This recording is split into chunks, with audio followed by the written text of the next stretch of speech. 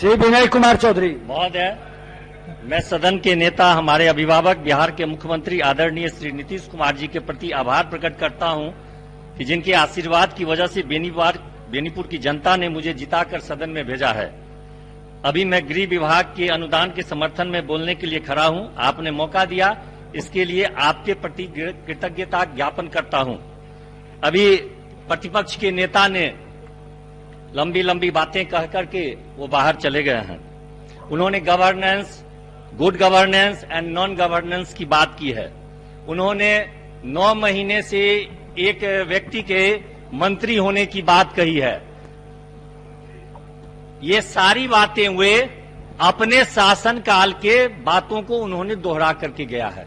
9 महीने तक कौन से व्यक्ति, वो बड़े बड़े आंकड़ा पेश करते हैं, 9 महीने से कौन से व्यक्ति जो सदन के सदस्य नहीं हैं, वो मंत्री हैं, उनका भी तो नाम बता करके जाते, लेकिन वो उन्होंने नाम नहीं बताया। नहीं मालूम है आपको? आप इधर बोलिए, अपनी बात कहते रहिए। नेता प्रतिपक्ष बड़े बड़े आंकड़े पेश करते हैं, उनका आंकड़ा खोखला है यह सही? यह तो उनका दिल ही गवाह करता है। लेकिन मैं पहले अनुभव के आधार पर बताना चाहता हूं कि उनके आंकड़ा का दावा कहीं भी जमीनी हकीकत से कोसों दूर है। मैं दरभंगा जिला के हायाघाट प्रखंड के बसा मिर्जापुर पंचायत का रहने वाला हूं। उसी गांव में एक मनोरथा गांव है जो कभी उग्रवादियों का तथाकथित राजधानी के रूप में चर्चित था। मेरे पिताजी भी चुनाव लड़ते थे। वो उस क्षेत्र में चुनाव में वोट, अपने पंचायत में वोट मांगने गए थे। वहां के थाना प्रभारी ने मुझे फोन करके कहा कि सर को 12 बजे के बाद मनोरथा क्यों जाने देते हैं। वहीं उसी मनोरथा गांव में मैं विगत 5 तारीख को इस सदन में भाग लेने के बाद मैं वहां गया था। लगभग रात की 11 बजे में पहुंचा था। ना किसी ने मुझे रोका, ना मुझे किसी तरह का भय हुआ, और लगभग 12 बजे मैं अपने आवास पर पहुंचा। यह जमीनी हकीकत है पिछले साल के शासन व्यवस्था का और वर्तमान शासन व्यवस्था का। वैसे इसका ज्ञान उनको भी है। नेता प्रतिपक्ष जानते हैं कि उनके माता पिता के राज में बिहार का क्या हाल था। वे खुद कन्विंस्ड हैं कि वह बिहार के इतिहास में काला अध्याय था।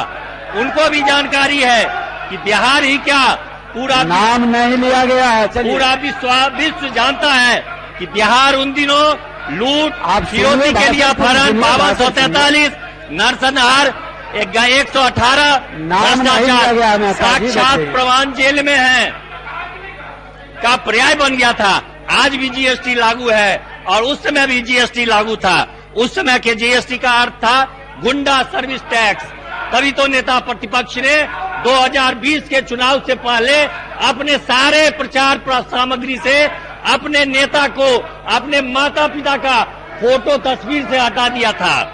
महोदय, सेंटेंस सुनिए, उस पूरा सेंटेंस अभी फिर बोले माता पिता। महोदय, जब मैं शिक्षा परिषद में बोल रहा था तो प्रतिपक्ष ने कहा था कि उनकी डिग्री फर्जी नहीं है। मैं बताना चाहता हूं कि किसी व्यक्ति की डिग्री रहेगी तभी न डिग्री के फर्जी और असली पर चर्चा होगी।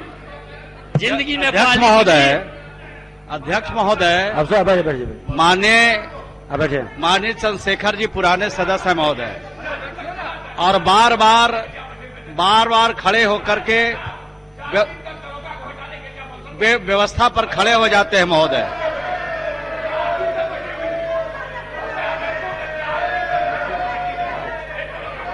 अध्यक्ष महोदय,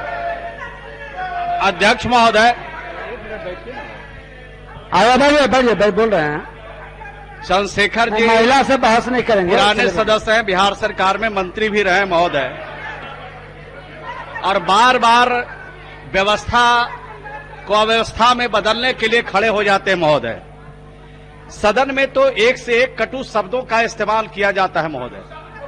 और मेरी बात सुनिए, मैं हमेशा नहीं उठता हूं। कभी कभी आप जैसे जो पुराने लोग हैं जब ये खड़े होते हैं तब मैं बोलता हूं। और अध्यक्ष महोदय, नेता प्रतिपक्ष क्या कह रहे थे? नेता प्रतिपक्ष कह रहे थे कि मंत्री के भाई, और मंत्री के भाई जब कह रहे हैं और नेता प्रतिपक्ष के माता पिता का नाम लिया जाता है महोदय, तो ये उत्तेजित हो जाते हैं। तो आप उस समय भी आपको व्यवस्था का प्रश्न उठा करके खड़ा होना चाहिए कि माननीय विरोधी दल के नेता, आप किसी के भाई के नाम पर मंत्री का नाम मत लीजिए, ये आपको कहना चाहिए। चलिए बोलिए विनय जी। जब सदन में मैं शिक्षा पर सदन पर बोल रहा था तो प्रतिपक्ष के नेता ने कहा था कि उनकी डिग्री फर्जी नहीं है, उनको यह मालूम नहीं है कि डिग्री किसे कहते हैं। उनको डिग्री 7वीं 8वां 9वां पास करने पर डिग्री नहीं मिलता है। जब तक आप माध्यमिक की डिग्री नहीं परीक्षा नहीं पास कर लेंगे तो आपकी डिग्री नहीं वैध कही जाती है। महोदय, उनके पास कोई डिग्री नहीं है। महोदय, मैं आपके माध्यम से प्रतिपक्ष के नेता से कहना चाहता हूं कि भगवान के लिए वे नहीं कहें कि उनके पास डिग्री वैध है। वे अपने आप को युवाओं का तथाकथित प्रतीक समझते हैं। जब उनको पता चलेगा कि उनके नेता को यह भी पता नहीं है कि डिग्री क्या होती है और किसे कहते हैं, तो उनको बड़ा दुख होगा और वे टूट जाएंगे। महोदय, मैं यह भी बताना चाहता हूं कि नेता प्रतिपक्ष उस दिन के भाषण में एक बात के से जरूर सहमत हूं।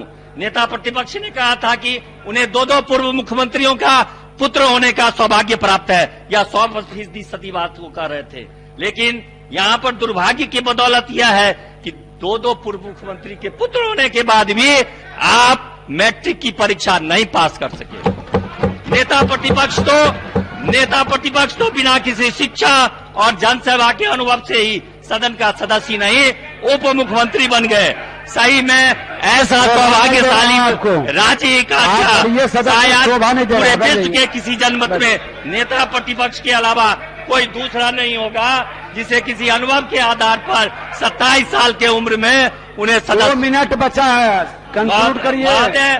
माले के साथियों ने आरोपित मंत्रियों को हटाने के लिए बड़े बड़े पोस्टर लगाए हुए थे, आपने उसे हटवाने का काम किया था। एक कहावत है, जो खुद शीशे के घर में रहते हैं दूसरे पर ईंटा नहीं फेंकते हैं। इस 17वीं विधानसभा के माले के 12 सदस्य हैं, जिसमें 10 विधायकों ने स्वयं पर आपराधिक मामले होने की घोषणा कर रखी है, जिसमें से 8 सदस्यों द्वारा गंभीर मामलों की घोषणा की है। दलितों की बात करने वाले दलित उत्पीड़न के 25% सदस्य उत्पीड़न में आरोपित हैं, 50% धारा 300 IPC 302 के आरोपित हैं, 50% धारा IPC 307 के आरोपित हैं। यहाँ तक नहीं, IPC 420 के 25% व्यक्ति इसमें आरोपित हैं। मुझे माले के व्यक्तियों को अपमानित करने के लिए कोई मंशा नहीं है, लेकिन उन्होंने जब बात कही है तो मैं उस पर चर्चा किया हूं। उन्होंने हाथ तो यह है कि विधानसभा में कटौती पेश करने वाले खुद मद्य निषेध के आरोपित हैं और वे शराबबंदी पर ध्यान रोकने की बात करते हैं। क्या दुखद है। शराबबंदी का तो असर यह हुआ है कि राष्ट्रीय अपराध अभिलेख ब्यूरो के आंकड़ों के अध्यापन से साफ है कि शराबबंदी के बाद बिहार में महिला अपराध में मामलों में उल्लेखनीय 1 लाख जनसंख्या पर बलात्कार में 0 की कमी थी। दहेज हत्या में 17.3